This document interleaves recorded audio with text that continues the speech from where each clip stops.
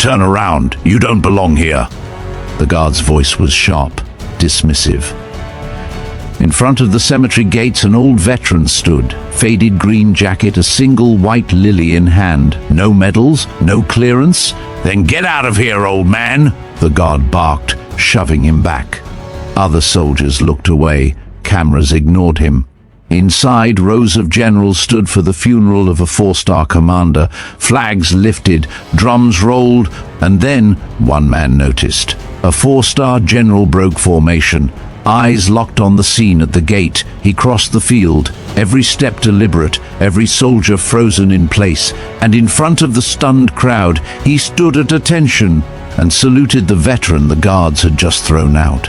This is Veteran Biker, where we honor those who rode, fought and bled, even when the world turns its back on them. Where are you watching from? Tell us below. And if you stand for true respect, subscribe and ride with us. The breeze was soft that morning, a gentle rustle through the oaks that lined the far edge of Silver Ridge National Cemetery. Early sunlight stretched across the dew-soaked grass, casting long, gold-dusted shadows over rows of marble headstones. Flags lined the main pathway, fluttering faintly in rhythm, and a quiet tension hung in the air, the kind that only comes when something sacred is about to begin. At the front gate, a man stood alone. Elias Monroe hadn't said a word. He didn't try to cross the threshold or call attention to himself. He simply stood there, stiff-backed despite his age, with a white lily in his hand and the same old jacket he'd worn for decades. The dark green fabric had faded into a weathered olive grey. The patch on his right shoulder, barely visible now, marked him as one of the few who had served in the elite Spectre unit. The guards barely looked at him. A young security sergeant in a pressed dress uniform approached. "Sir, this is a restricted service. Do you have clearance?" Elias didn't blink. His pale blue eyes held the same stillness as the stone markers behind the gate. "No," he said softly. "Are you family?" "No." "Then I'm afraid I can't let you in, sir. This is a high-level military funeral. Only inquiries are permitted." Elias looked past the young man toward the field of white and the funeral canopy at the top of the hill. He gave a single nod, stepped back without protest, and took a place near the outer wall. Inside the gates, Silver Ridge was alive with ceremonial precision. Officers in rows, photographers at a distance. The press stood behind their designated line, murmuring over podium angles and eulogy schedules.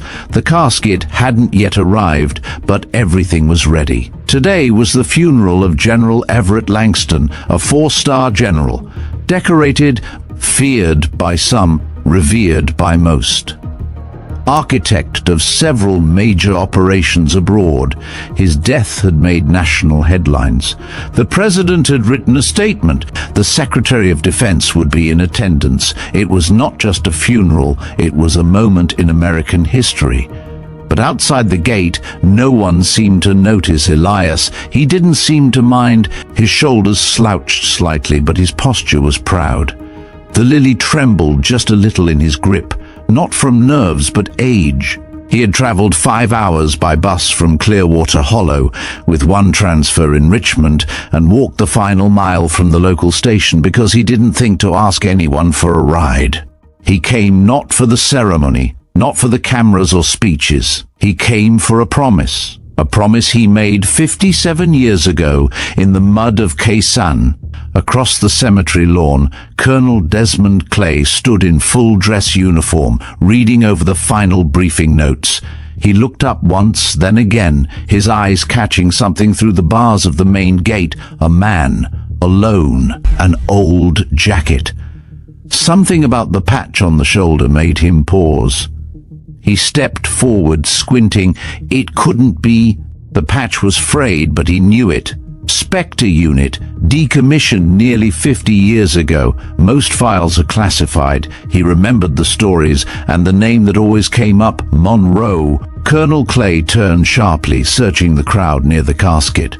He found General Gabriel Thorne standing at attention, reviewing the procession protocol. "Sir," Clay whispered as he approached. Thorne looked over, brows slightly raised. "He's here." That was all he said. Thorne didn't ask who. His gaze shifted toward the gate, and within seconds recognition hit him like a stone to the chest. Elias Munro, the man who had pulled him, and Everett Langston, out of a burning ambush in Kaysan. Without hesitation, General Thorne unpinned the ceremonial saber from his belt and handed it to his aide. Adjusting the cuffs of his dress jacket, he turned on his heel and began walking. He walked past the chairs, past the cameras, past the Secretary of Defense. Everything stopped. The honor guard froze mid-formation. The band's instruments lowered. The gathered crowd murmured in surprise as the most senior officer present moved away from the funeral canopy and headed for the front gate. When Elias saw him approach, he stiffened. General Thorne stopped 3 feet away, came to full attention, and raised his right hand in a crisp, deliberate salute. "Mr. Munro," he said, his voice low and hoarse with emotion, "we've been waiting for you." Elias blinked. He hadn't heard that name spoken with such respect in years. "You don't have to," he began, but Thorne interrupted him. "With all due respect, sir, yes, I do." Thorne turned to Colonel Clay and nodded. The colonel stepped forward, holding a polished wooden box. Elias recognized it immediately. It was the urn, Langston's ashes. "He asked for you to bring him home," Thorne said. "He said you'd know what that meant." Elias stared down at the box, the lily still trembling in his hand. For a long moment he said nothing. Then slowly he reached out and accepted it. Behind them, a hush had fallen over the crowd. And on the far end of the field, near the ceremonial canopy, the remaining veterans of the Spectre unit, now old, grey, some in wheelchairs, rose to their feet. One by one, they saluted, not because they had to, but because they remembered. And as Elias Munro stepped through the gates, carrying the remains of the man who had once called him brother, the flags along the pathway caught the breeze and lifted as if to make way. The field fell silent, not just quiet, but the kind of silence that descended with purpose. It was as if every movement, every breath inside Silver Ridge National Cemetery paused in reverence. The press lowered their cameras. The honor guard stood motionless. Even the wind seemed to still, holding its breath. Elias Munro held the urn close, his hands steady despite the years carved into them. He didn't speak. He didn't need to. With each step through the open gate, past the security post that had turned him away minutes earlier, he carried more than ashes. He carried memory. He carried promises. And as he stepped onto the sacred grass, General Gabriel Thorne walked beside him. They did not speak. The path had once been cleared for decorated generals, politicians, and military elites, but now it was for Elias. One old man in a faded jacket, flanked by rows of soldiers who didn't know his name, but knew in their bones they were witnessing something extraordinary. At the ceremonial platform, the podium stood empty. Chairs lined the green space in perfect symmetry. The casket meant for display, symbolic, since Langston had chosen cremation, remained untouched under the tent. Officers and dignitaries exchanged uncertain glances. No one moved until General Thorne nodded once toward the platform. Elias hesitated. Then he climbed the 3 steps alone. At the center of the platform, he placed the urn on the draped pedestal, not as an act of duty, but of brotherhood. The lily, now bent from the walk, lay beside it, and he stood there, not bowed, not broken, just present. From the front row, a man in a dark civilian suit leaned toward the Secretary of Defense. "Who is he?" The secretary said nothing, because sometimes not knowing is part of the story. Colonel Desmond Clay moved to the mic, but before he could speak, General Thorne stepped up beside him. Clay backed away with a slight bow. Thorne stood tall, glancing out across the crowd before turning toward Elias. "There are moments," Thorne began, his voice measured, "that define a soldier's life. Some are written in order, others in medals, but few the ones that stay with us, are written in silence." He looked back toward the crowd. Today, we honor General Everett Langston, but before he was a general, before the stars, the headlines, the legacy, he was a 19-year-old second lieutenant at Khe Sanh. A murmur passed through some of the older guests. That name meant something. And one night, Thorne continued, he and I were pinned behind enemy lines. No cover, no extraction, no hope, except one man didn't wait for orders. He turned fully toward Elias. He just came. The words hung in the air. Thorne swallowed. This man carried Everett Langston through enemy fire. He dragged me too. He laid down smoke screens, threw us over the wire, took a bullet across his shoulder, and disappeared before morning roll call. Gasps rippled across the audience. His name, Thorne said, is Elias Monroe, and everything you've seen here today, every life trained, every soldier saved under Langston's command, was made possible because he lived.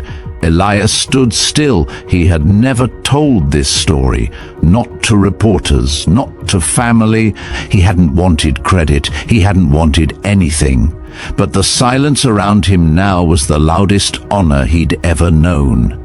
Thorne stepped back, allowing the moment to breathe. Then, slowly, people began to rise. One row, then another. Uniformed men and women, some in their 20s, some old enough to remember Khe Sanh, stood. Hats were removed. Hands were raised in salute. A few wiped their eyes, not for Langston, but for the man who carried him. Elias blinked once, his throat tightening. He did not cry. He had done his crying long ago. But this was something else. A reporter lowered her camera. A general in the second row stood straighter. The tension in the field shifted.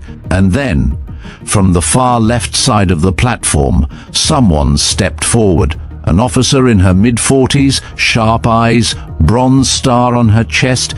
She walked slowly, approaching Elias with caution, as if afraid to interrupt the weight of the moment. In her hand she held something wrapped in cloth. She paused before him. "Sir," she said quietly, "I believe this belongs to you." She unwrapped the cloth.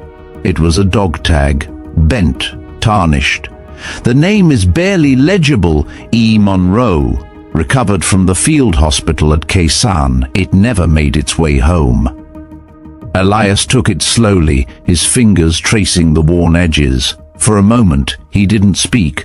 Then he nodded, slipped it into his jacket pocket, and whispered, "Thank you." She saluted him and stepped back. The ceremony resumed, but everything had changed, because now every word spoken, every story told, carried the gravity of truth. Elias Monroe returned to his seat at the far end of the front row, not because it was assigned, but because someone had quietly placed his name there. As the chaplain began the eulogy and the folded flag was prepared, one question echoed through the minds of those gathered. How many more Elias Monroes had we forgotten? And how many were still waiting outside the gates? As the chaplain's voice echoed softly over the rows of chairs, Elias Monroe sat in the front row, the urn resting quietly at the center of the platform.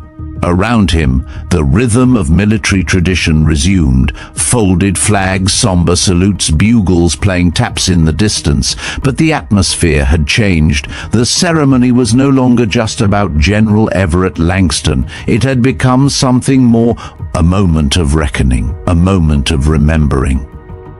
Elias sat still, his back straight despite the dull ache in his spine. He wasn't thinking about the speeches or the accolades. He was thinking about a younger Everett Langston, barely 19, covered in dirt and blood, refusing to leave his comrade behind. He was thinking about the damp jungle floor, the weight of 2 men over his shoulders, and the fire lighting up the tree line at Khe Sanh. He hadn't let those memories surface in decades. Now they were sharp as ever. Beside him, General Gabriel Thorne remained silent. He glanced once at Elias, then back toward the field, as if guarding him from the weight of the attention now turning his way. And there was a tension. Whispers buzzed through the rows of guests. Reporters typed quietly. cameras zoomed in, but at a respectful distance. No one dared interrupt the reverence, not after what they'd seen. A few seats down, Colonel Desmond Clay received a small envelope from a uniformed aide. He opened it, read quickly, and looked up with a furrowed brow. His eyes darted between Elias and Thorne. Something had shifted behind the scenes. The envelope held a scanned page, a note pulled from General Langston's personal effects, a single paragraph written in careful script. "If Elias Monroe ever comes, stop everything. Give him the urn. Do not question it. Do not delay. He is not a guest. He is my equal. He is my brother." Clay looked toward Thorne, who met his gaze and gave a faint nod. Nothing needed to be said. The chain of command had been redefined in that moment. Elias had not just been a forgotten veteran. He had been a cornerstone of Langston's life, and by extension, the life of every soldier Langston had trained, mentored, or commanded. And now that truth was being unearthed. The chaplain finished his reading. The band shifted into a soft instrumental piece. The atmosphere invited reflection. A few guests stood, bowed their heads, and slowly began the traditional exit. Others lingered, eyes still on Elias. One young officer, a lieutenant no older than 24, approached hesitantly. "Sir," he said gently. Elias looked up. The young man straightened. "I just wanted to say thank you. My father served under General Langston. He said Langston taught him everything. And now I'm here because of that." Elias nodded once. "That means more than you know," the lieutenant added, then stepped back, face flushed with reverence. Elias exhaled slowly. He wasn't used to being seen. He wasn't used to being remembered. Just then, a civilian woman in her 60s stepped out from the crowd. She wore a simple black dress and held a photograph in her hands. Her gaze found Elias. "Mr. Monroe?" He turned to her. "My brother, Daniel Wexler. He was Spectre Unit. I was just a kid when he left for Vietnam. He never talked about the war, but he kept this." She handed him the photograph. It was weathered. 3 young men in uniform, smiling beneath a tattered canvas tent.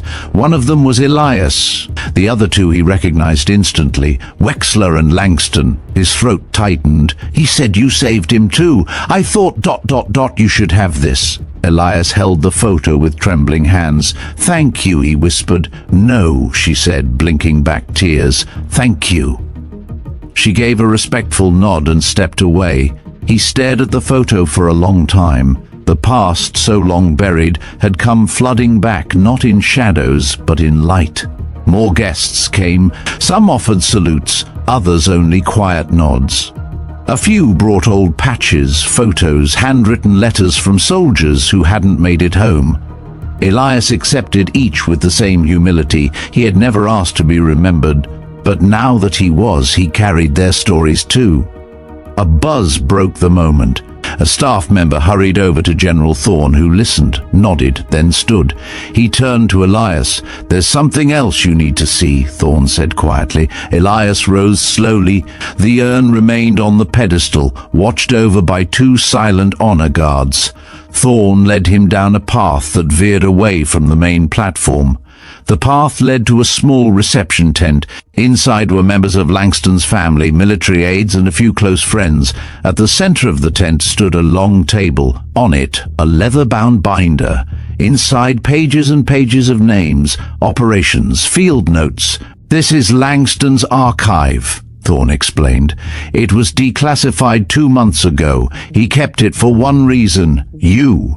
Elias approached. His hand hovered over the pages before flipping one. There, his name, Sergeant Elias Monroe. Spectre Unit Recon, Ksan Ops.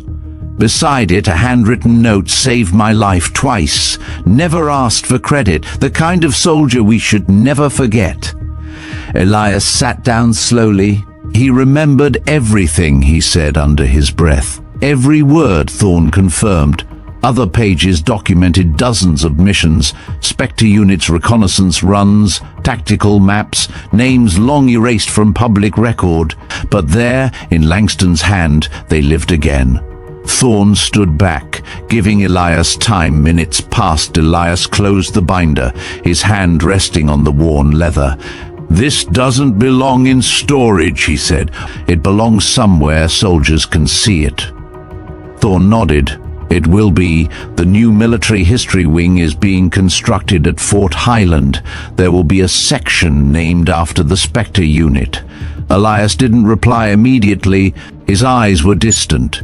"He didn't forget," Elias murmured. "He said he would remember, and somehow he had." Back at the platform, the crowd had thinned. The band played a final refrain. The urn had been carefully removed and prepared for interment.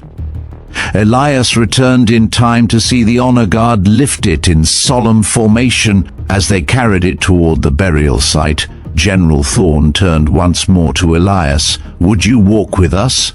Elias didn't speak. He simply fell into step, and with every quiet footfall across the field, he knew the distance between who he was and who the world now saw him as had closed. At last, they reached the site. The chaplain offered final words. The urn was placed gently into the ground. The folded flag was presented to Langston's daughter. And then, without instruction, everyone stood. Not for the rank, but for the bond. Because for the first time in half a century, the name Elias Monroe had been spoken with honor, and no one wanted to forget it again. The early afternoon light slanted across Silver Ridge National Cemetery, softening the hard lines of the granite headstones and casting long shadows over the ceremonial grounds. Most of the crowd had dispersed. The brass band had packed up, the media crews slowly wound down, and the official guests returned to their black cars and motorcades. But Elias Monroe remained. He stood alone under a broad oak tree, his hands resting behind his back, the creased edge of his faded jacket catching the breeze. His eyes were on the burial mound where General Everett Langston's ashes had just been interred. A small temporary plaque marked the fresh earth. The final words of the chaplain still echoed in the air. "Let us remember not only the general, but the man." Elias wasn't remembering speeches. He was remembering a field of mud, a flare-lit sky, and the scent of smoke clinging to his uniform like a second skin. Kaysan, 1968.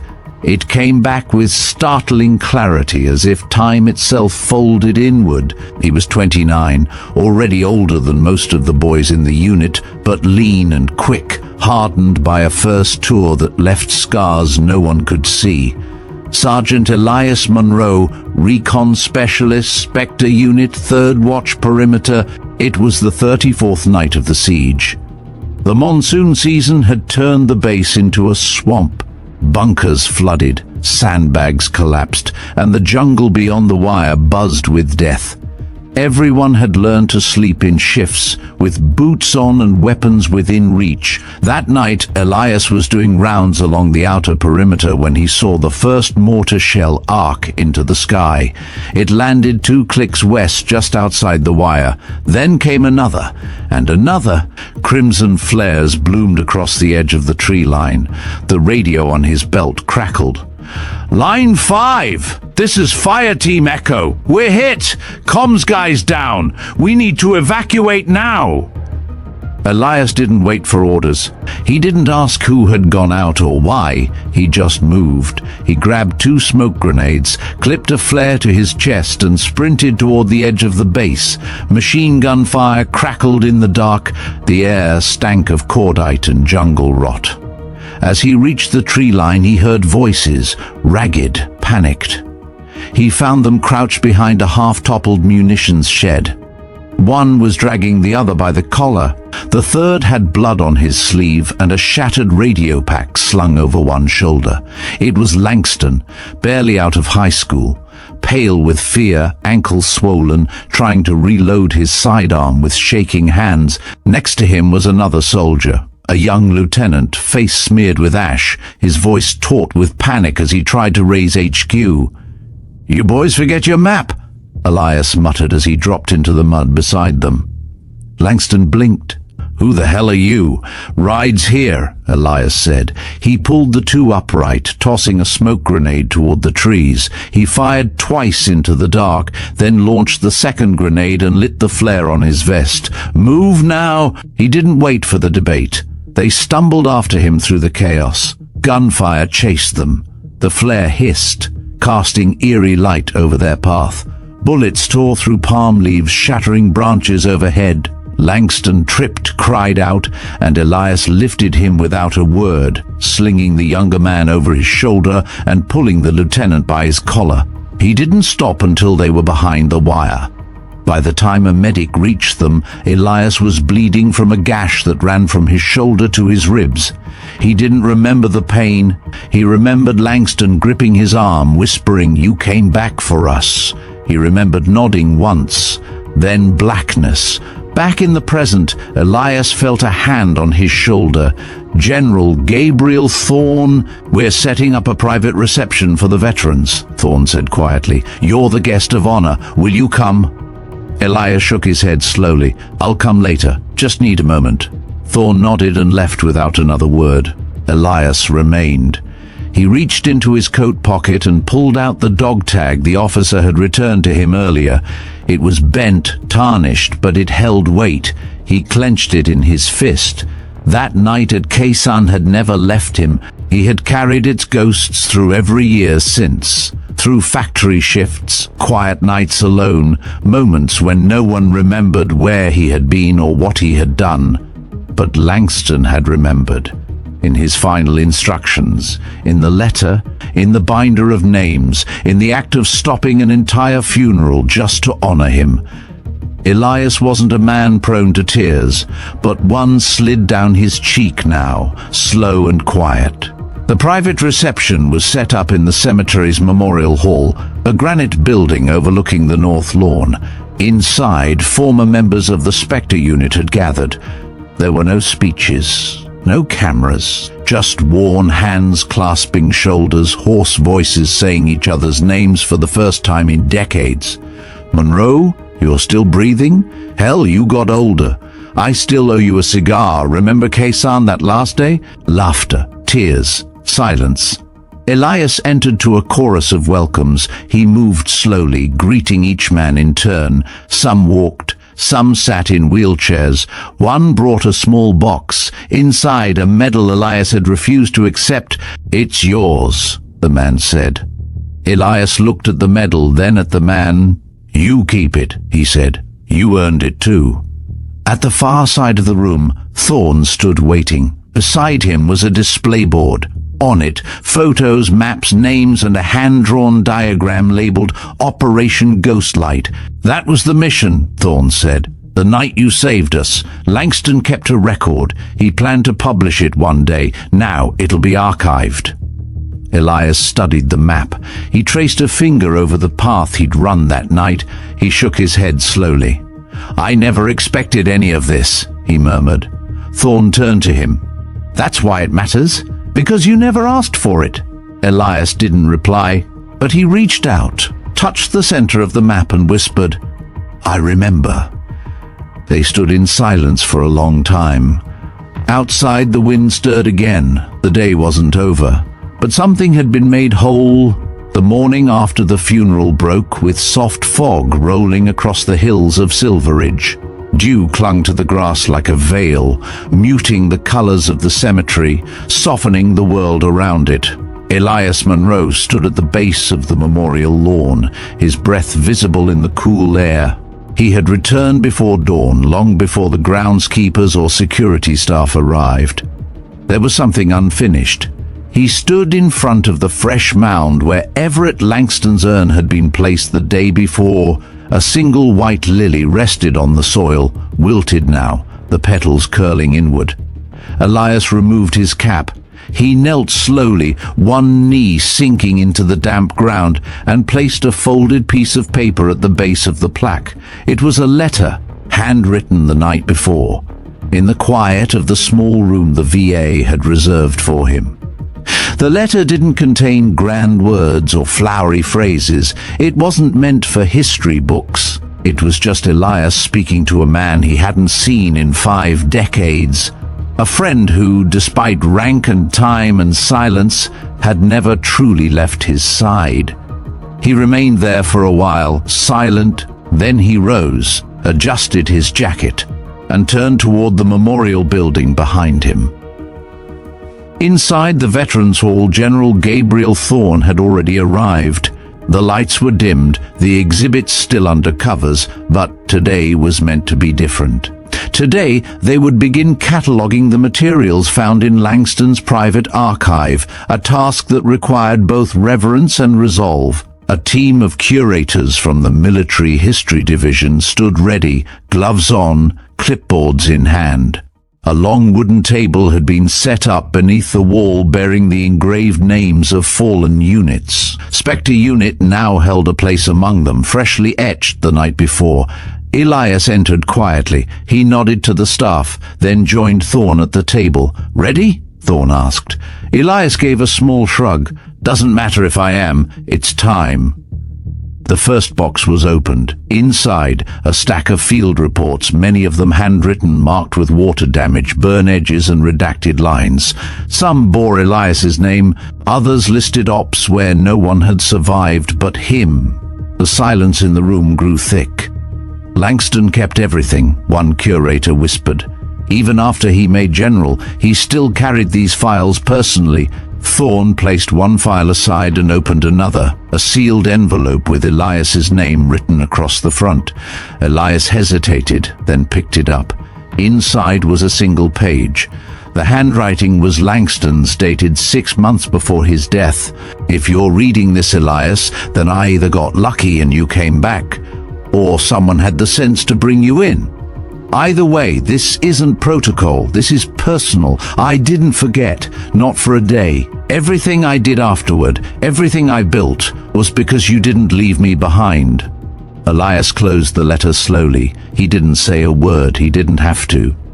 By late morning, a quiet procession of visitors had begun arriving at the hall. Word had spread, not through news articles or TV reports, but person to person, veteran to veteran, men and women in old uniforms, faded jackets, worn hats with pins from wars long past. Some walked, some were helped in wheelchairs, others came alone, leaving small tokens, a patch, a folded note, a medal never claimed. At the center of it all stood Elias. He didn't speak much. He didn't have to. His presence was enough. The man who had been forgotten was now the reason others remembered. In the early afternoon, a bus arrived. 30 students from the local military academy filed out, accompanied by 2 instructors. They had been studying the Vietnam War.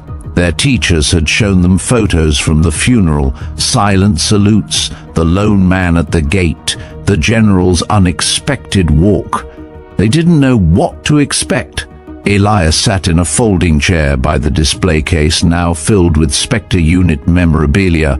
The instructors approached. "Mr. Monroe, would you be willing to speak with them? Just a few words." Elias looked at the young faces, boys and girls no older than 17. Some wore cadet uniforms, others civilian clothes. They stood respectfully, unsure. He stood slowly, cleared his throat. "I don't have speeches," he said. "Never liked them. I'm not a general. I'm not a politician. I'm just a guy who did what needed doing." He paused. "What I will tell you is this. Most of what matters in life, nobody sees. The choices you make when there's no one to impress, no one watching, those are the ones that define you. The room was silent. Your generation's got a lot ahead of it. Technology, intelligence, resources. But you're going to be measured by the same thing we were. Will you carry someone when they can't walk? Will you go back for the one everyone else gave up on?" He gestured toward the display. "That's what matters. That's what makes a soldier, or a leader, or a human being."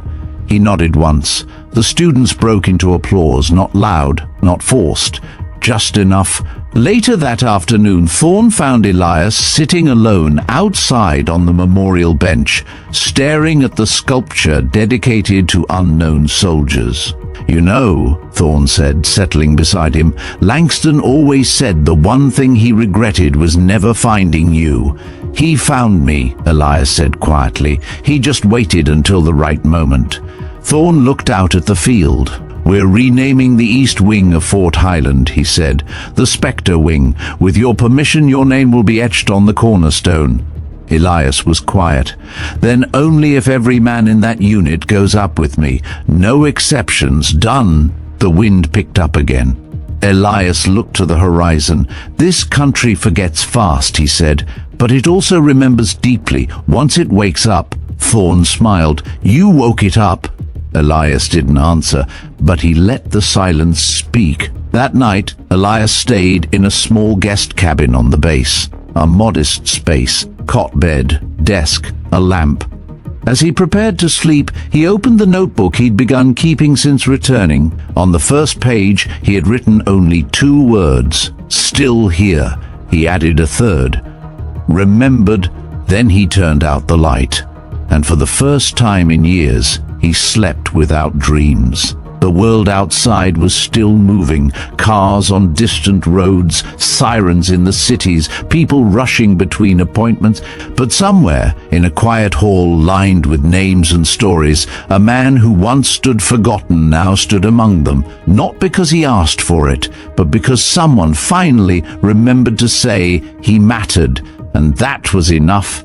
The next morning, Elias Monroe stood at the edge of the new exhibit hall being constructed at Fort Highland. The structure was still incomplete, steel beams rising against the sky, walls not yet sealed. But one section had already been framed, cordoned off, and labeled in thick black marker on the blueprint, "Spectre Wing." A temporary banner hung across the entrance, printed with care, honoring the unseen, the legacy of Spectre Unit. Elias watched workers move in and out of the site, carrying materials, measuring and leveling. He didn't say much. He never had. But every motion inside that frame carried a meaning he couldn't ignore. This wasn't just a building, it was memory turned into stone. General Thorn arrived just after sunrise, still in civilian clothes. He carried a thermos of coffee and 2 metal cups. "You're early," Thorn said. "So are you." They sat on a concrete block overlooking the site. Thorn poured the coffee and handed Elias a cup. "Langston would have hated this much attention," Elias said after a moment. Thorn laughed. He'd be pacing, probably trying to redesign the roof. They sat in silence for a while, sipping. The air smelled of sawdust and welding heat. "We start engraving next week," Thorn said. "The plaques, unit names, individual citations. We already have your file." He paused. It was the most complete. Langston had filled in everything, even your injuries. Elias nodded but didn't respond. Instead, he reached into his coat pocket and pulled out a folded paper, the one with Langston's final note, the one that said, "He is not a guest, he is my equal." "You sure you want me up there?" Elias asked. Thorn looked at him, dead serious. "You carried half this unit on your back, literally. You're not just part of it, you're the reason it existed." Elias folded the note again and tucked it away. Later that day, in a quiet corner of the base, Elias joined a private gathering of the remaining Spectre Unit veterans. There were only 7 of them left now. They sat in a semicircle in folding chairs, drinking bitter coffee from styrofoam cups, the sun warming their shoulders. No one talked about medals. No one talked about loss. They talked about moments: who snored the loudest in the bunker, who slipped into the cook tent to steal rations, who once wrestled a python for fun during jungle downtime. Elias found himself smiling more than he expected. One of the men, Russ Weaver, wheelchair-bound, sharp-witted despite the years, cleared his throat. "You know what gets me?" he said. "We were ghosts for 50 years. Nobody asked. Nobody wrote us down. We weren't in textbooks. We weren't even a footnote. He turned to Elias, and then this guy shows up at a funeral, and suddenly the country remembers. Elias shook his head. They remembered because of Langston. No, Russ said. They remembered because you showed them what never left. The group fell silent. Then one of the men, Henry Cho, reached into his bag and pulled out a journal. Been keeping this since 1970, he said. Wrote every time I remembered something. Names, dates, nightmares, good things too. It's messy, but it's real. He handed it to Elias. If they ever build a library in that wing, this belongs there. Elias took it carefully, like it might fall apart. Thank you, he said. No, Henry replied. Thank you for walking through that gate. That night, Elias returned to his guest cabin and placed the journal on the desk. He didn't open it right away. Instead, he took out a blank notebook and began writing. Not war stories, not battlefield strategies, but names, first names, last names. The way someone laughed, the way they always tapped their boots before patrol, the songs they hummed in foxholes, the dreams they talked about before they were sent into the jungle. He wrote for hours. By midnight, he had covered 15 pages. He wasn't preserving history. He was reviving memories. In the days that followed, more letters arrived. Some came from veterans, others from family members of men Elias had known. One envelope carried a photograph Elias hadn't seen in decades. A campfire at the edge of Kaysan, 3 silhouettes barely visible, and a handwritten note on the back. You said we'd make it. We did. D.W. Daniel Wexler. Elias sat down hard when he saw the name. Langston hadn't been the only one he'd carried that night, and Wexler, whose sister had come to the funeral, had survived long enough to pass this photo to someone who remembered. Every thread was weaving back together. Elias felt it in his chest. This wasn't just healing, it was repaired. One afternoon, while walking through the nearly completed Spectre wing, Elias noticed a young construction worker lingering by one of the photo exhibits. The young man saw him and straightened quickly. Sorry, sir, I didn't mean to loiter. My grandfather served in Nam. Never talked about it. I think he knew you. Frank Monroe. Elias blinked. Frank was my cousin. The young man smiled. He passed last year, but I found your name in one of his journals. He called you the Quiet Hammer, said when you showed up the odds changed. Elias let out a soft breath. He was a good man. I'm proud to help build this. It feels like he's here too. Elias extended his hand. He is through you. They shook hands. Another piece in place. By the end of that week, the final exhibit layout had been approved.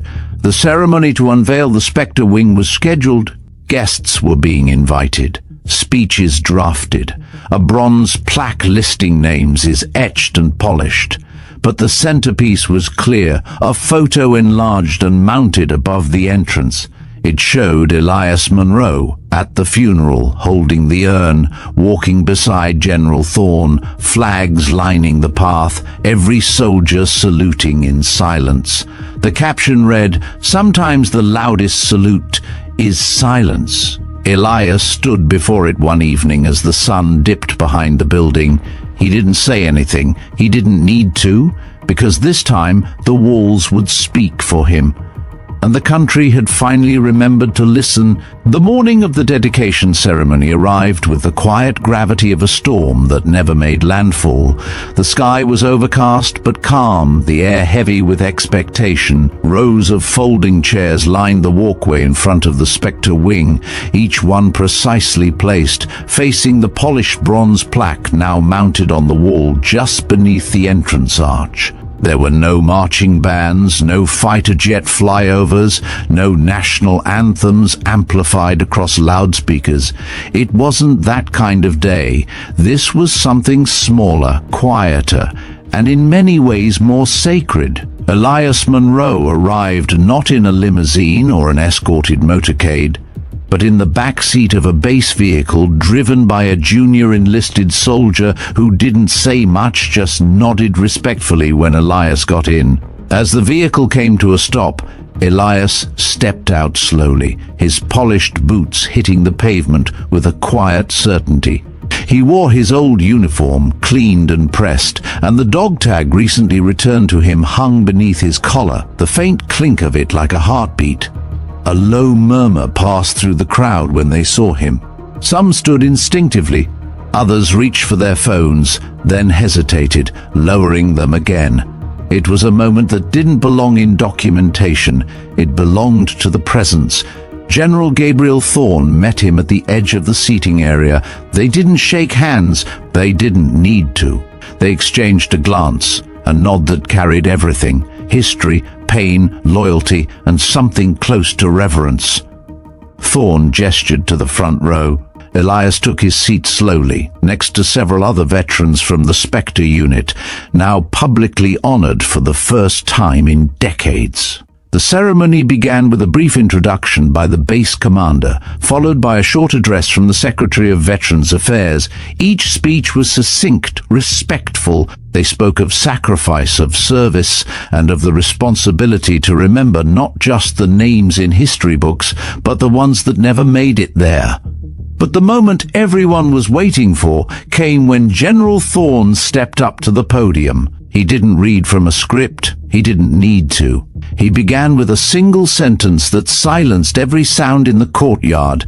"We are here today not just to unveil a building, but to honor a man who once walked through fire so others could come home."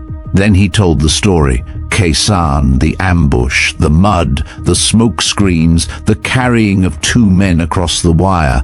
He didn't dramatize it. He spoke with precision, with the voice of someone who had lived it. When he finished, he looked at Elias. "Sergeant Monroe, will you join me?" The air shifted as Elias stood. His movements were slower now, deliberate, but no less dignified. He walked to the podium, passing rows of saluting soldiers, cadets, and civilians. When he reached the platform, he turned to the audience. There were no flashbulbs, no microphones pushed toward his face, just silence, waiting. Elias took a breath. "I never planned to stand here," he said. "Never wanted my name on a wall, but I've learned something these past days. Silence is noble, yes, but sometimes you have to speak so others can remember what they've forgotten." He looked toward the students in uniform. "What matters isn't whether you're remembered in books or parades. What matters is that when the moment comes, you do what's right, even if no one sees, even if no one ever thanks you." He paused. "Because someday, someone will, and that will be enough." There was no applause, not right away. The crowd remained still, processing the weight of the words. Then, one by one, people began to stand, not clapping, saluting. A sea of raised hands, hats removed, eyes damp. Elias didn't bow. He simply nodded and returned to his seat. After the ceremony, guests were invited inside to view the completed exhibits. Glass cases held artifacts from the unit's history. Maps, letters, photographs, even the field journal Henry Cho had donated. On one wall, a timeline showed the unofficial missions carried out by the Spectre unit, including Operation Ghostlight. The centerpiece was a full-length photo of Elias in silhouette, standing at Langston's grave. Beneath it, a quote from Langston's final letter: "He didn't leave us behind, so we never forgot him." As the crowd slowly filed through, many paused before the photo, some placing their hands gently against the glass. No words, just a connection. Elias remained near the back, watching. He didn't need to lead anymore. He had already done enough. Outside, a young soldier approached. Nervous, barely 20, he introduced himself as Private Matthews. "My grandfather told me about you," he said. "He said if I ever met you, I should say thank you. He said you saved more than lives. You saved hope." Elias looked at the young man, then placed a hand on his shoulder. "Tell your grandfather I remember him." Matthews blinked. He passed 5 years ago, Sir Elias's hand remained steady. "Then tell him anyway." The sun was beginning to lower behind the building now, casting long shadows over the courtyard. The bronze plaque gleamed in the light. Elias stood before it one last time that day, his name etched cleanly beside his brother's, not above, not apart, just among. He didn't need to stay longer. He didn't need more words. He had walked through silence, through fire, through years of forgetting, and now stood in a place built by remembrance. As he turned to leave, a voice called after him, "Sergeant Monroe?" He turned. It was the young cadet who had asked him a question during the academy visit days earlier. "Would you come speak to our class again?" Elias smiled faintly. "Next time you do the speaking, I'll just listen." And with that, he walked across the courtyard, an old soldier whose quiet steps echoed louder than any anthem. Elias Monroe returned to his cabin that evening without ceremony. The silence felt different now, not hollow, not forgotten, but full, the kind of quiet that follows something completed, something honored. He removed his jacket carefully, folded it, and laid it across the chair beside his bed. The dog tag around his neck clinked softly as he lowered himself onto the edge of the mattress. Outside, the last rays of sunlight filtered through the blinds, casting golden lines across the wooden floor. He opened the journal that Henry Cho had given him. The pages were filled with ink-stained memories, names half-faded, and lines written in the dark by flashlight. Elias ran his fingers over the entries, absorbing the years poured into them. It was like holding a living archive, one that breathed through every word. He closed the journal and placed it gently back on the table, then pulled out his notebook.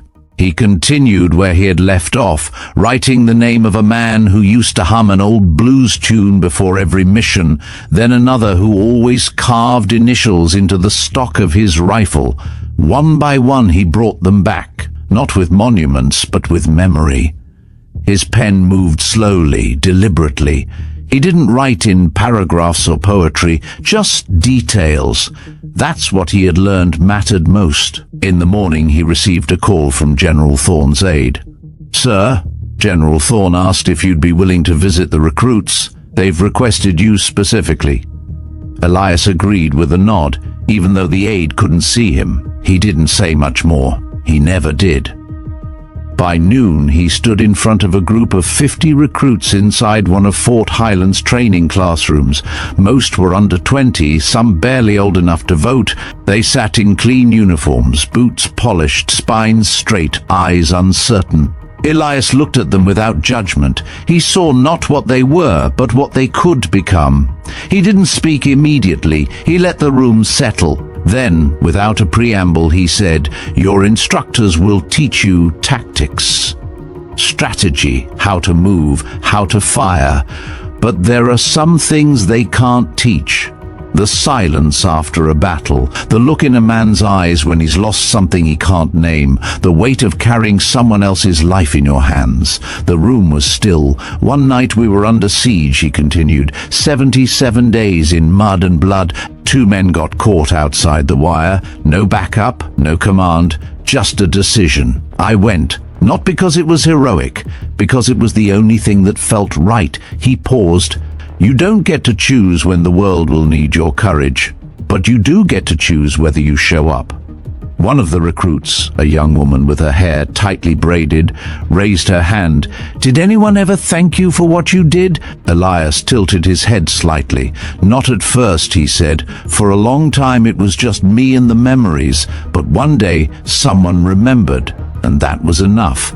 Afterward they lined up to shake his hand. Some asked for photos. Elias declined most. He didn't come to be recorded. He came to remind them of the road ahead. Later that afternoon, he walked the perimeter trail behind the Spectre Wing, a quiet path lined with memorial stones and benches shaded by trees. It was here he found a young man seated alone, wearing civilian clothes, a folded letter in his lap. The man looked up as Elias approached. "You're him," the man said. "Monroe." Elias nodded once. The man hesitated. "My dad served with you, Jack Ramirez." "He didn't make it back." Elias sat beside him. I remember Jack. He had a scar above his eyebrow and told the worst jokes I've ever heard." The young man laughed softly. He never talked much about the war, but he left this. He held out the letter. Elias took it gently. It was addressed to his son, but was never mailed. In it, Jack wrote about a man named Monroe, who carried him across the field after he'd been shot, who stopped the bleeding, who whispered a joke to keep him conscious. Elias folded the letter and handed it back.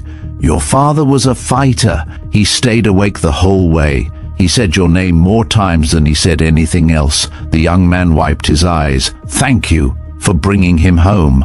Elias didn't respond. He just placed a hand on the young man's shoulder. That was enough. The following days brought a steady rhythm of visits, quiet conversations, and unexpected reunions. One afternoon, a woman approached with a tattered envelope. "My grandfather always said you saved his best friend," she said. Inside was a photograph of two soldiers, arms slung over each other's shoulders, laughing in the middle of chaos. Elias stared at it for a long time. "They made it out because they held on to each other," he murmured. "That's what people forget. It's never one man. It's the ones who never let go." She left the photo with him.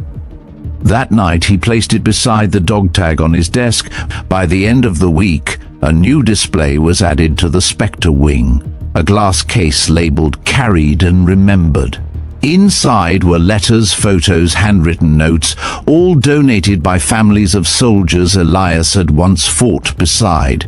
The plaque beneath read, "Memory is the last battlefield, and the only one we must never lose." Elias stood before it the next morning, hands in his pockets, eyes distant. Around him, visitors walked the halls, some stopping to read, others lingering in silence. One child, no more than 8, looked up at him and asked, "Were you brave?"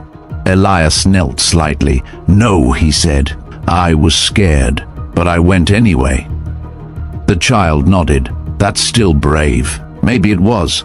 As he left the Spectre wing that evening, the sky was streaked with gold and grey. The air smelled of pine and cooling concrete. Elias walked slowly, with no destination, just movement.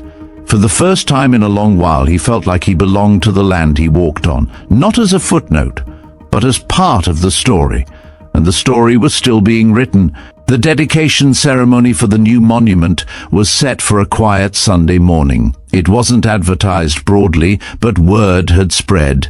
People came not because they were invited, but because something about it called to them. The air was crisp, the kind of chill that hinted at autumn's arrival. Flags lined the walkway leading to the Spectre wing, each one representing a unit lost to time, not fame. Elias stood to the side, not at the center. That had been his only request. "Let the names be the focus," he told the organizers, and they had honored that.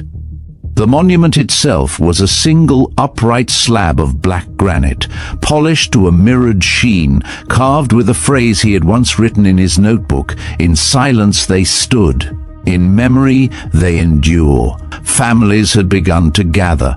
Children held framed photos. Veterans stood stiffly, adjusting medals they hadn't worn in years. Some brought flowers, others brought stories. Everyone brought memories. Among them was General Thorne, who approached Elias with a small wrapped package. "I know you hate attention," Thorne said, "but this isn't for show." Elias opened it carefully. Inside was a replica of the original dog tag he had lost in Khe Sanh, recovered from the field by a Marine who passed through 2 years later. "He kept it in his locker until he read about you in the papers." Elias's hands trembled slightly as he held it. "I thought it was gone forever." Thorne nodded. "Some things find their way back." As the ceremony began, a young army chaplain stepped forward. He wasn't old enough to remember the war, but his voice carried the reverence of someone who had listened to its echoes.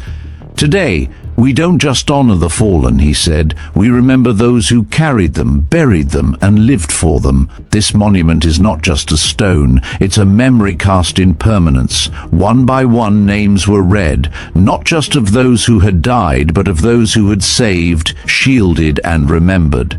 And then a silence fell. Elias hadn't planned to speak, but his feet moved on their own. He walked to the front, the breeze catching the edge of his jacket. He looked at the monument, then the crowd. "I came home," he said, "but parts of me stayed back there, in the mud, in the jungle." In the silence after the noise, he reached into his pocket and pulled out the newly returned dog tag. "This was lost in a field near Khe-Sun. I thought it was just metal, but I've come to see it was a promise. That someone would remember. That someone would come back, even if it took years." He stepped forward and placed the dog tag into a small recess at the base of the monument, where others could place theirs in time. "We don't forget. That's how they stay alive." The crowd stood in stillness, no applause, just presence, and somehow that was louder than any ovation. After the ceremony, a small girl with golden braids approached Elias. She held a folded drawing. "My grandpa said you were his friend," she said. "He's not here anymore, but he said you saved his life." Elias accepted the drawing. It was a crayon sketch of two soldiers standing under a tree. He said, "You always carried everyone else's packs, even when yours was heavy." He knelt beside her. "Sometimes the weight feels lighter when you carry it for someone else." She nodded and ran back to her mother, who mouthed a silent thank you. That evening, Elias sat on the bench beside the monument. He watched the last guests leave, then remained as the sun dipped low. The granite caught the colors of the sky, turning gold, then crimson. Behind him, Thorn took a seat. "You did well today," the general said quietly. Elias didn't respond right away. Then he said, "It wasn't just for them. It was for us, for what we carry." Thorn nodded. "Funny thing about memory, the more we share it, the more it grows. Doesn't fade, just deepens." They sat in silence, the kind born not of awkwardness but of understanding. It was the silence of battlefields long past, of ghosts acknowledged and welcomed. As the sky turned indigo, a final visitor approached. He was in his 60s, walking with a cane, wearing an old uniform jacket. "You probably don't remember me," he said. "Corporal Dean, Echo Platoon. You pulled me out after the second blast." Elias stood slowly, then reached out. "Dean, I thought you didn't make it." "Almost didn't," Dean chuckled. "Spent 9 months in a hospital, got out, kept quiet, never really told anyone about that day. Until I saw your story. The two men embraced, no words needed. Years collapsed between them." Dean looked at the monument. "I brought something too." He reached into his jacket and pulled out a cracked compass. "My father gave this to me before I deployed," said, "Let it point you home." It did, barely. "I want it here, with the others." Elias guided him to the base of the monument. Dean placed the compass next to the dog tag. As they stood, Thorn joined them. The three of them, once scattered across decades and memories, now stood in unity before a stone that bore no rank, no politics, just memory. "You think people will still come?" Dean asked. Thorn looked toward the road, where headlights appeared in the distance. "They're already on their way." Night settled over the Spectre wing. The wind whispered through the trees, rustling flags and leaves, but the monument stood still. Solid, eternal.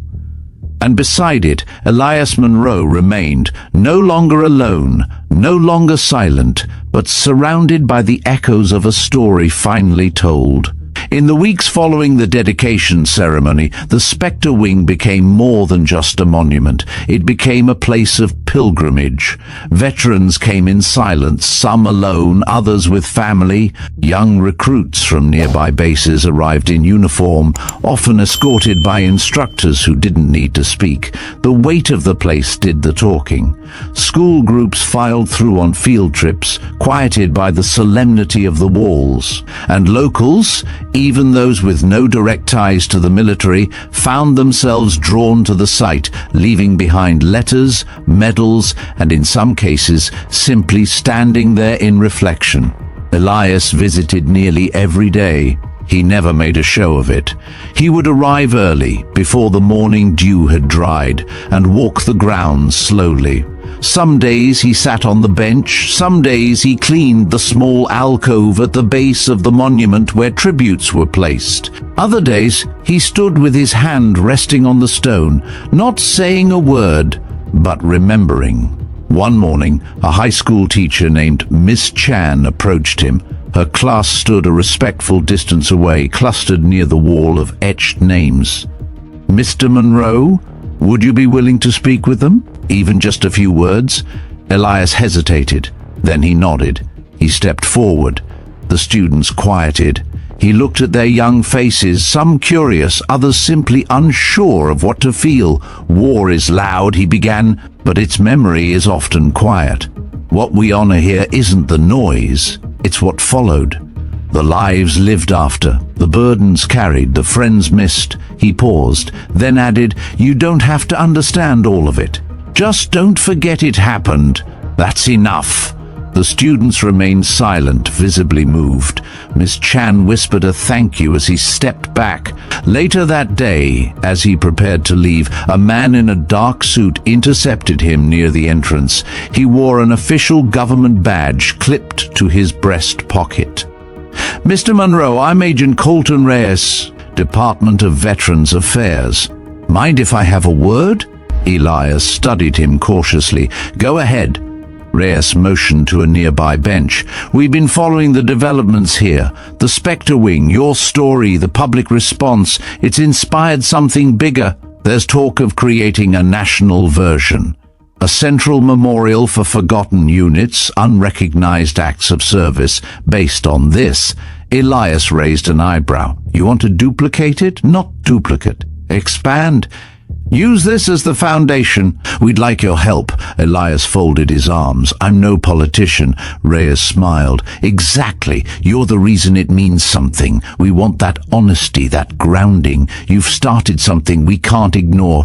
Elias didn't respond immediately. He looked out toward the monument. A young boy knelt in front of it, placing a weathered patch onto the stone. His father, a Marine in dress blues, stood behind him. "Let me think on it," Elias said. Reyes nodded, handing him a business card. "Take your time. But we'd like to introduce you to some folks, people who can help get this off the ground." The card burned a hole in Elias's pocket the rest of the day. That evening he met with Thorne and a few others at a small diner on the edge of town. It had become their unofficial gathering spot. Coffee flowed freely, and the conversation often drifted between memory and mischief. Thorne tapped the edge of his mug. "They want to build more of these, make it national." Frank Monroe, now mostly retired but still sharp as ever, grinned. About time they did something right. Elias glanced between them. "I'm not sure I'm the right voice for this." Frank shook his head. "You're not a voice, Elias. You're the echo. That's louder than anything." Thorne added, "You don't have to carry it alone. We'll help. You got us." Elias considered that. For years he had avoided the spotlight, shunned recognition, but maybe the point wasn't to avoid it. Maybe the point was to redirect it, to shine it on the ones who were always left in the dark. A few days later, he agreed to travel to Washington. The trip was quiet. Elias didn't pack much, just a small duffel, his notebook, and the dog tag recovered from Khe-Sanh at the airport. A few people recognized him but didn't approach. His story had become familiar, but he remained distant in their eyes, a figure more than a man. He arrived in D.C. to find himself greeted not by press or handlers, but by two young veterans from the Spectre Initiative, a new grassroots group that had formed after the monument's dedication. "Mr. Monroe, I'm Ava Torres, a former Army medic. This is Jamal Reed, Air Force Comms. We'll be escorting you." Elias shook their hands. "Just Elias, I don't do formal." Ava smiled. "That's what we heard." They took him to a small meeting room inside a government building. Around the table sat representatives from the VA, members of Congress, historians and military liaisons. But no one tried to talk over Elias. They waited. He stood at the head of the table. "I'm not here for politics. I'm here because people forgot too many of us. This isn't about medals. It's about memory." He opened his notebook, showing photos of the Spectre wing, copies of letters left behind, and names etched into the wall. "You want to honor service? Then start by listening. Listen to the silence. That's where the stories live." A hush fell over the room. Later, as Elias walked through the city with Ava and Jamal, they stopped near the Vietnam Veterans Memorial. Jamal spoke quietly. "My uncle's name is here. I come sometimes, but it always feels incomplete." "Your monument, it gave him context." Elias nodded. "Context is everything. It's not just about where they fell. It's about who they were when they stood."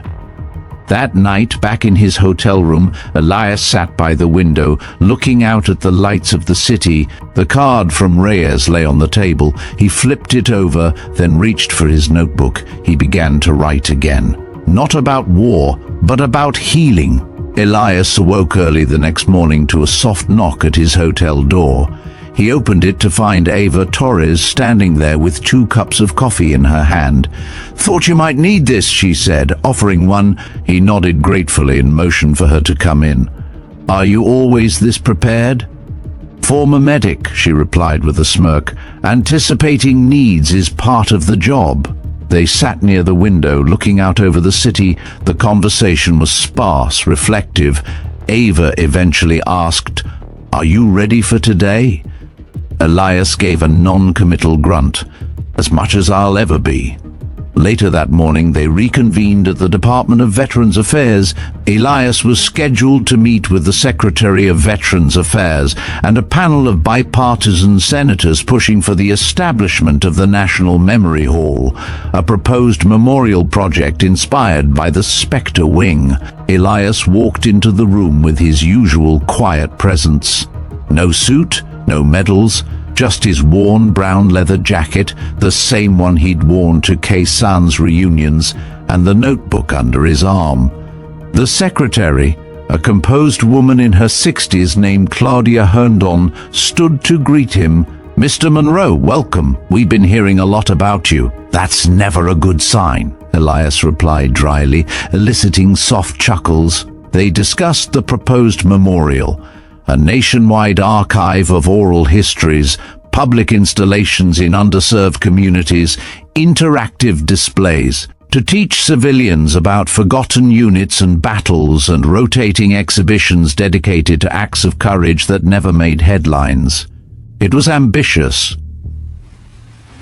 "You want my name on it?" Elias asked. Claudia responded with steady sincerity. "We want your voice. We want your truth embedded in it." Elias took a moment.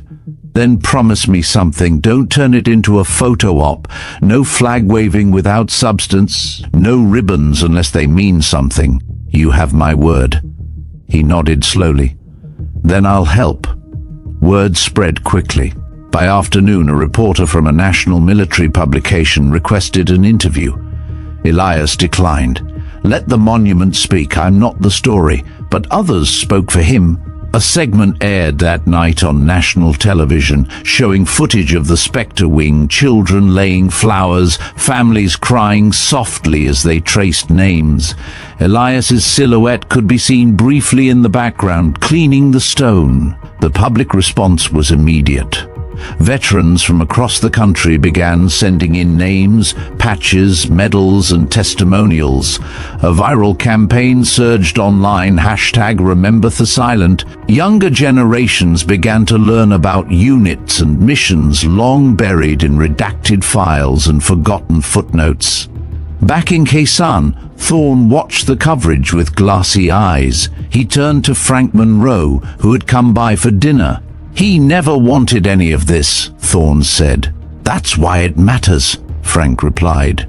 In Washington, Elias spent the evening at a small veteran-owned bookstore where a reading had been organized. The book wasn't his, but the author, a fellow Marine who'd lost a brother in Fallujah, had asked Elias to attend. The room was packed. Veterans, students, civilians. The floor creaked as people stood shoulder to shoulder. When it was Elias's turn to speak, he took the mic reluctantly. "I'm not here to read anything, I just came to listen." Someone in the crowd called out, "But you're why we're all here." Elias shook his head. "No, you're here because something inside you recognized a silence too loud to ignore. All I did was give it a place to echo." He left the bookstore late, walking through the quiet DC streets with Jamal. "You think they'll build it?" Jamal asked. Elias looked up at the Capitol dome. "If they do, it's because of people like you. I'm just the spark, you're the fire." In the weeks that followed, Elias returned home. The Spectre Wing continued to draw crowds. One afternoon, he arrived to find a group of middle schoolers from Louisiana standing near the memorial. Their teacher approached him tentatively. "We read about you in class. Would you mind?" Elias held up a hand. "Let them look first. Let them feel. Then we talk." He waited. When the students finished walking the perimeter, he spoke. "There are names here that don't exist in your textbooks. People who did their job and were never thanked. This place is for them. For the ones who didn't ask for recognition but earned it just the same." The children listened in silence, some of them wiping away tears. Later, as the group boarded their bus, one boy lingered. He held out a small folded piece of paper. "It's a poem," he said.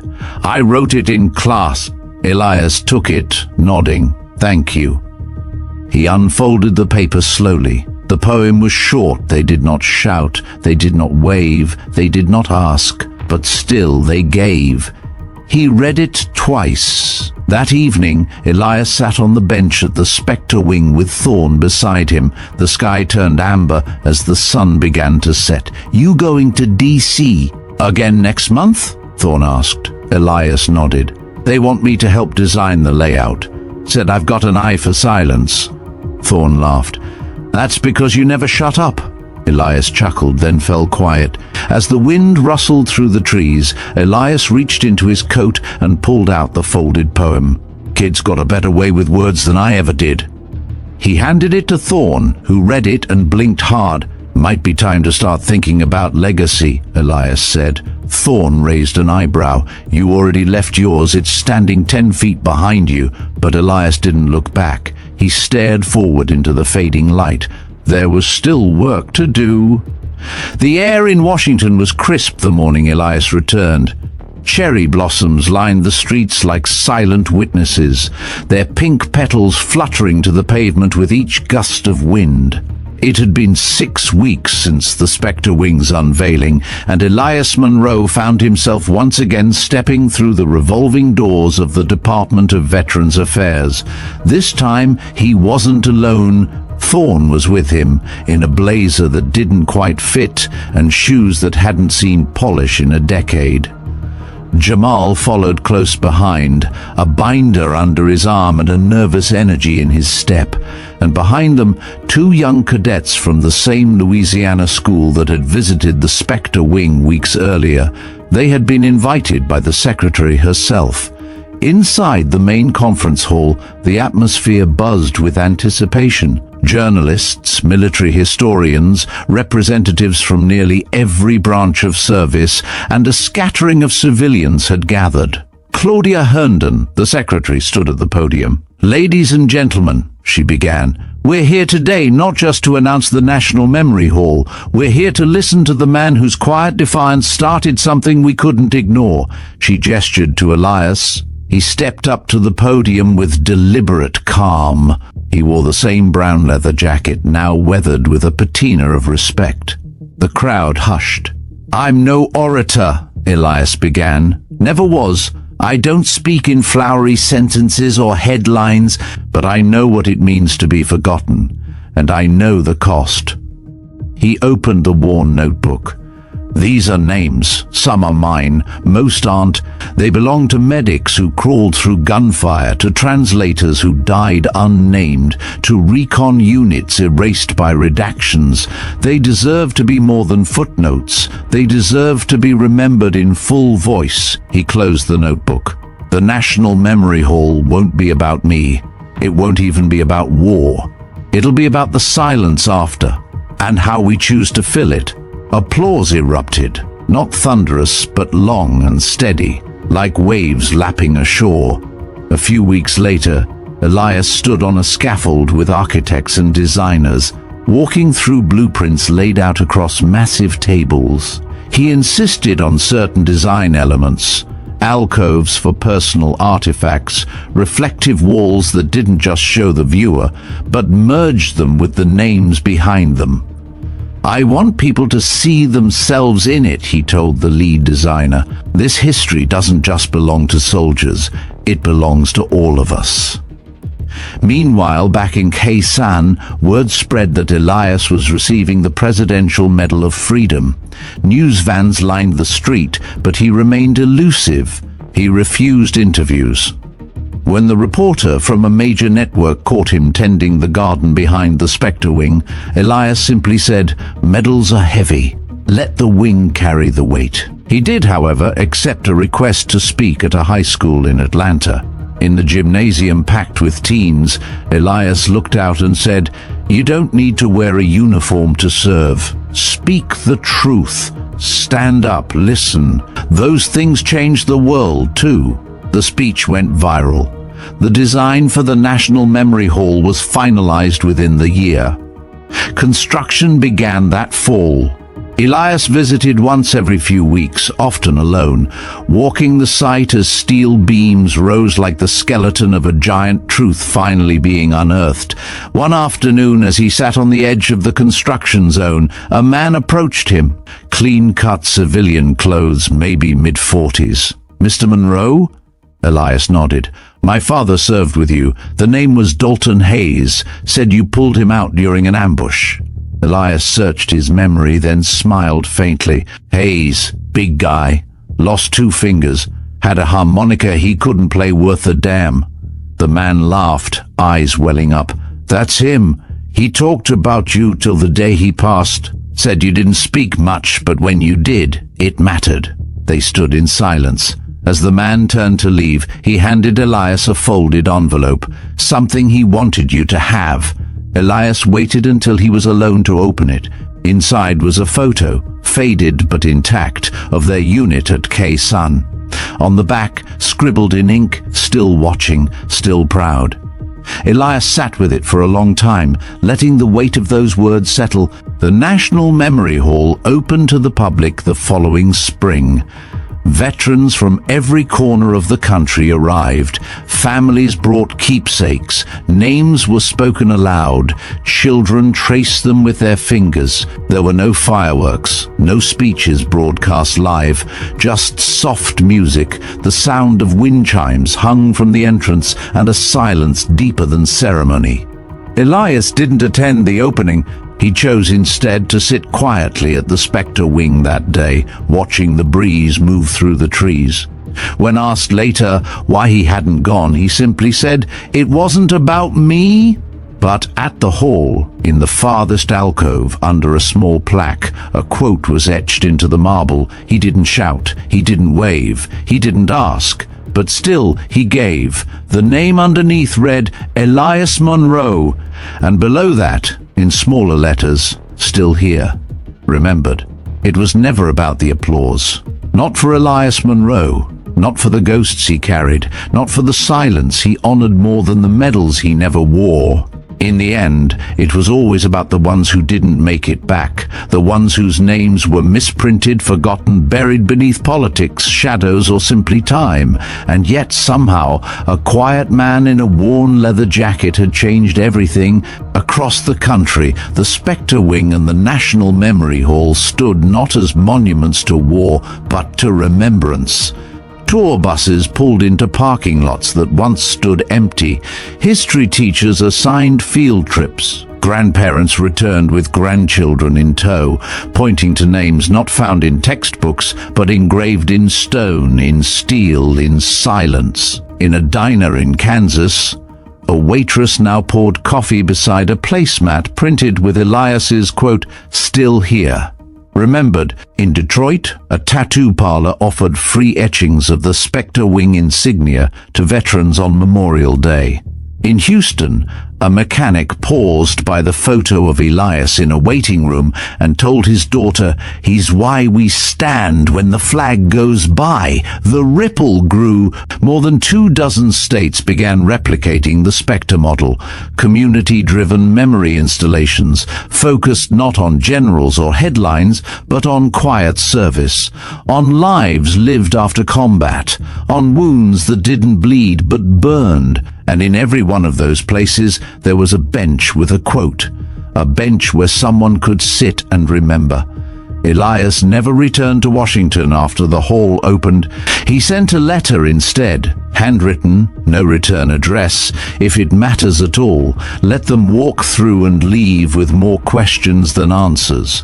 Let them wonder who these people were, what they laughed like, who they loved, because history is never carved in stone. It's whispered in quiet corners. It's passed down in family stories. It lives in what we choose to carry forward. At Spectre Wing, the notebook he once carried was placed in a glass case, open to a page with names in faded pencil. Nothing more, no explanation. That was all he wanted. The visitors didn't mind. A young girl from Arizona stared at the display for 10 full minutes.